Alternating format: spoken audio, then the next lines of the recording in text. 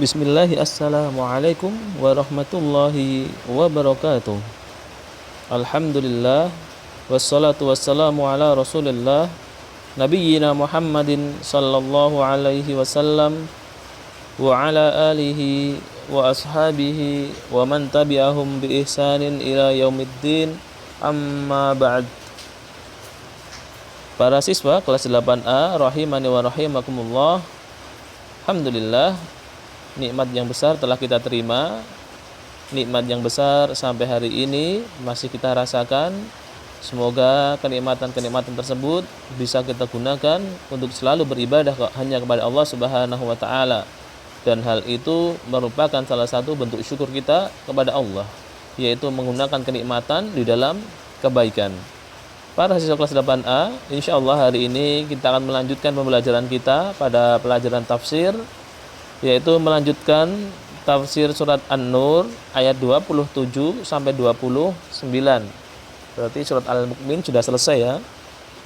Hari ini kita akan melanjutkan pada surat An-Nur ayat 27 sampai 29, yaitu yang berkaitan dengan di antara adab meminta izin. Baik, silahkan untuk bukunya dibuka ya. Silakan dibiasakan menyimak pelajaran dengan membuka buku pelajarannya. Jadi insyaallah kalian lebih mudah dalam memahami. Baik para siswa yang semoga selalu dirahmati oleh Allah Subhanahu wa taala, sebelum kita mulai, saya lagi silakan dipersiapkan bukunya.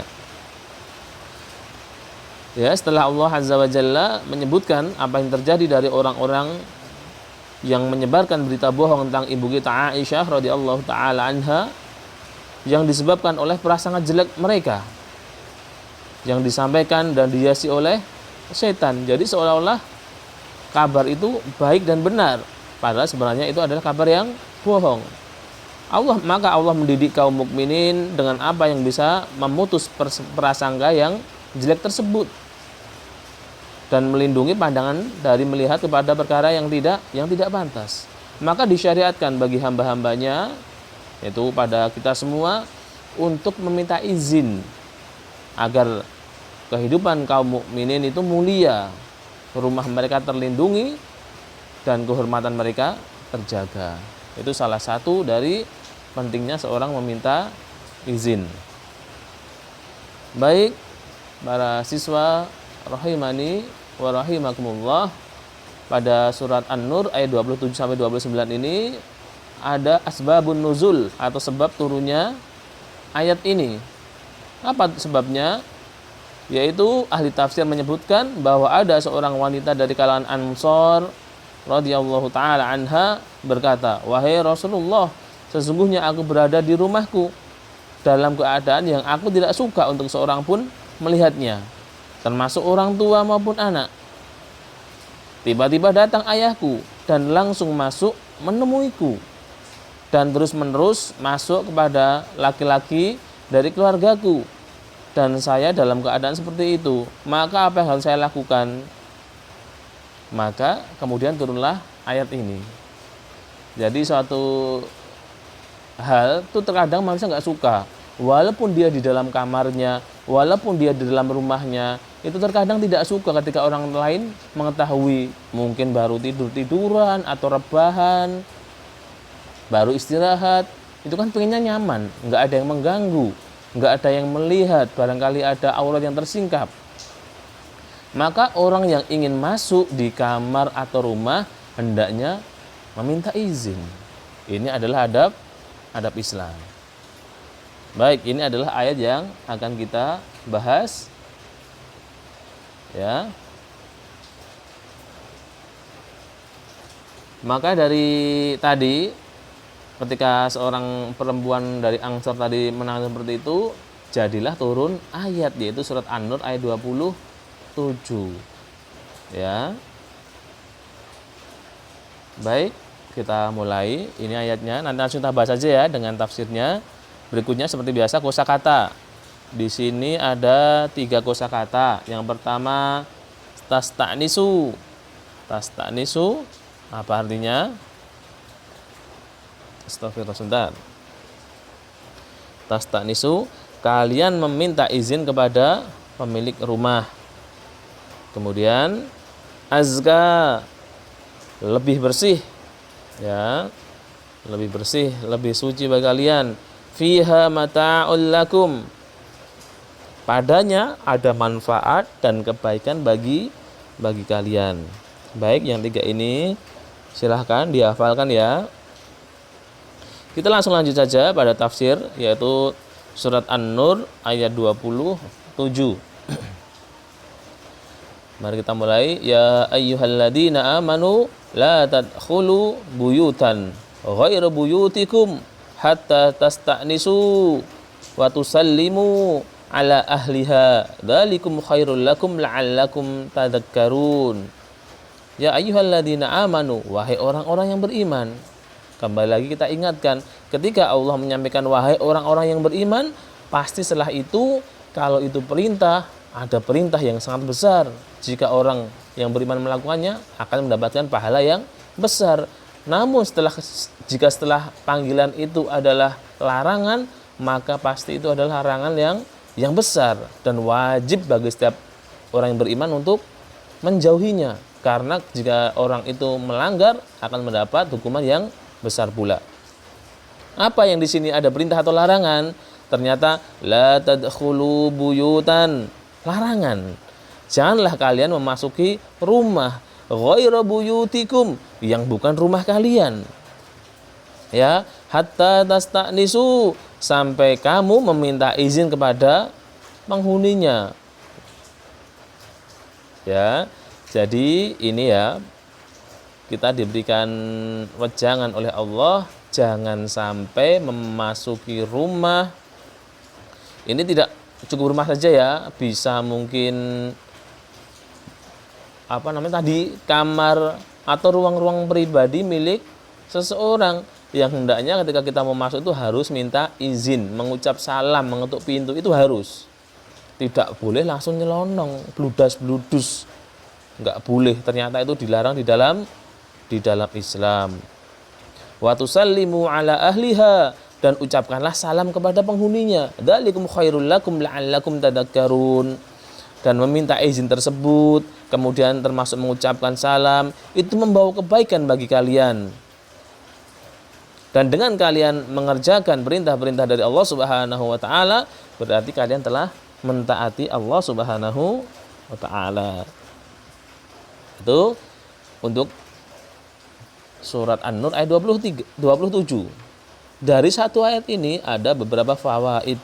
Yang pertama apa? Meminta izin adalah satu adab yang sangat agung dari adab orang yang beriman, dan didahulukan dari salam karena memiliki tujuan yang agung. Meminta izin untuk masuk tadi maksudnya ya. Kemudian yang diwajibkan meminta izin ketika ingin masuk rumah adalah rumah yang berpenghuni, sehingga mencakup kamar, pondokan, istana, dan yang lainnya. Yang ketiga, tidak boleh bagi setiap muslim masuk rumah seorang kecuali telah mengucap salam dan meminta izin, dan baru masuk ketika dapat izin. Setelah diizin baru masuk.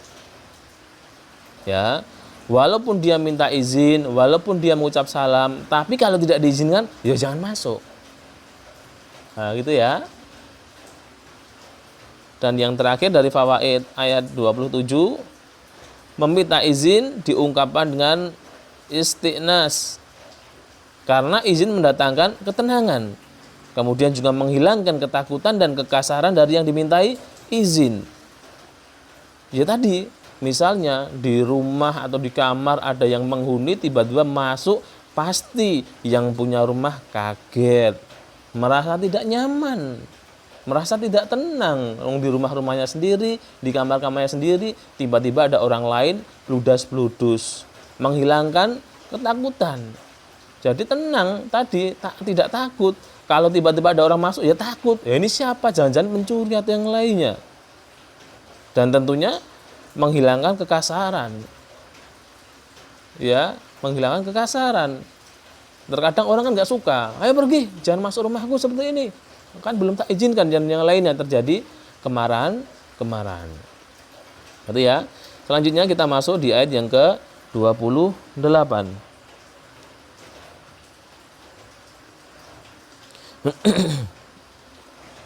Di ayat 28 Allah Subhanahu wa taala berfirman, "Fa illam tajidu fiha ahadan fala tadkhuluha hatta yu'dana lakum." Yakni apabila tidak kalian dapatkan pada rumah orang lain atau tidak ada penghuninya, maka janganlah kalian memasukinya sampai didapatkan orang yang mengizinkan, sampai mendapatkan izin dari orang yang menghuni. Kalau kosong nggak ada, ya wes nggak usah masuk karena nggak ada yang mengizinkan. Ya, kenapa? Karena di dalam rumah itu terdapat aurat dan rahasia yang pemiliknya tidak suka untuk diketahui orang lain dalam semua keadaan.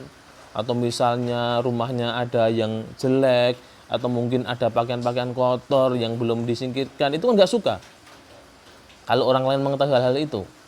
Ataupun hal-hal yang lain yang mungkin sebenarnya hal itu bersifat pribadi, bersifat rahasia, jadi diketahui orang lain gara-gara orang lain tadi nyelonong masuk dalam rumah tersebut. Ya, fa in qila lakumur ji'u farji'u huwa azka lakum. Yakni jika pemilik rumah tidak mengizinkan, ya, ada, tapi pemilik rumahnya tidak mengizinkan untuk masuk. Bahkan pemilik rumah mengatakan, kembalilah, bali sik wae, engko meneh dan yang lainnya, maka kalian harus kembali. Engko sik wae, bali sik, ora pokoke aku pengen mlebu, enggak boleh. Ya wis manut karena itu di rumah dia berhak tidak menerima tamu, berhak. Ya, dan kita wajib mengikuti apa yang dia sampaikan. Jangan nekat. Gitu ya. Maka kita harus kembali. Tidak boleh merengek-rengek untuk diizinkan. Alah rapopo to, delo, enggak usah. Udah disuruh kita pulang. Ya, nanti di waktu yang lain kita datang lagi kalau memang itu penting seperti itu ya. Dan itu lebih membersihkan kalian. Bisa jadi yang punya rumah baru sibuk, bisa jadi yang punya rumah baru nggak enak badan, dan yang lainnya kita menghormati mereka. Nggak boleh kita maksa. Wallahu bima ta'maluna alim. Maka Allah Subhanahu wa taala akan membalas semua sesuai dengan amalannya. Nah, ini ya. Selanjutnya kita masuk ke ayat yang 29. Ayat yang 29. Laisa 'alaikum junahun an tadkhulu buyutan ghaira maskunatin fiha mata'ul lakum. Tidak mengapa bagi kalian untuk masuk tanpa minta izin.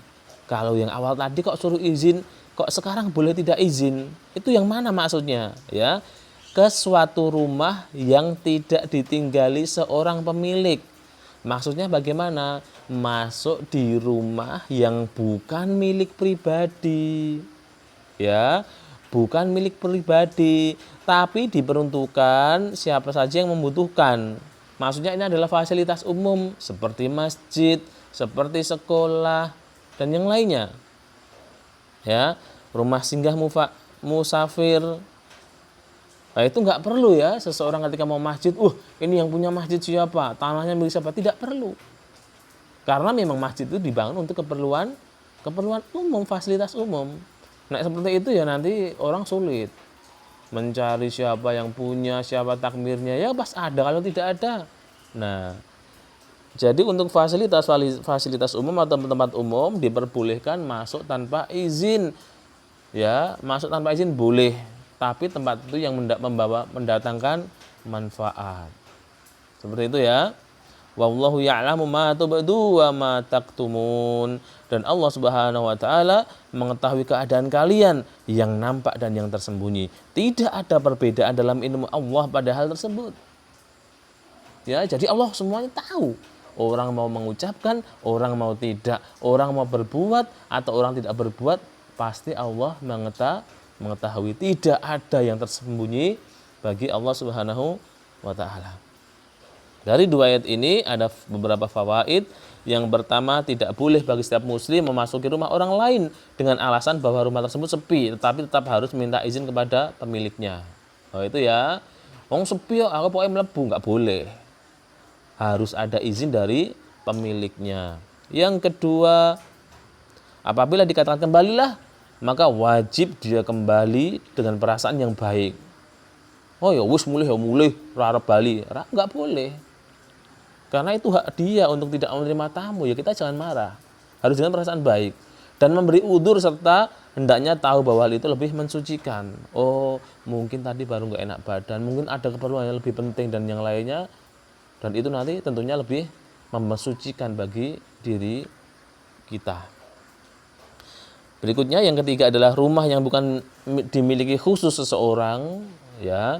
Dan ketika masuknya mendapat manfaat, maka boleh masuk tanpa harus izin agar tidak menyulitkan. Ya tadi, di tempat-tempat fasilitas umum tadi ya, itu boleh tidak meminta izin tentunya ketika kita ke sana mendapatkan manfaat yang baik. Dan yang terakhir, keagungan Islam, di mana Islam itu datang dengan syariat yang mulia, adab yang tinggi, dan mengatur manusia dan menjaga hak-hak mereka. Nah ini kan bagi orang yang punya rumah dijaga kehormatannya, dijaga apa yang seharusnya tidak diketahui oleh orang lain. Kemudian bagi yang mau datang juga dijaga dari fitnah-fitnah, dijaga dari yang bisa merusak keimanan seseorang. Begitu ya, tadi lebih mensucikan dirinya tadi. Baik, demikian untuk penjelasan dari tafsir surat An-Nur ayat 27 sampai 29. Semoga bermanfaat untuk kita semua. Insya Allah akan kita lanjutkan pada pembelajaran yang berikutnya. Nanti seperti biasa ada beberapa latihan bisa dikerjakan ya. Mari kita akhiri. Subhanakallahumma wabihamdika asyhadu an la ilaha illa anta astaghfiruka wa atubu ilaik. Alhamdulillahirabbil alamin. Wassalamualaikum warahmatullahi wabarakatuh.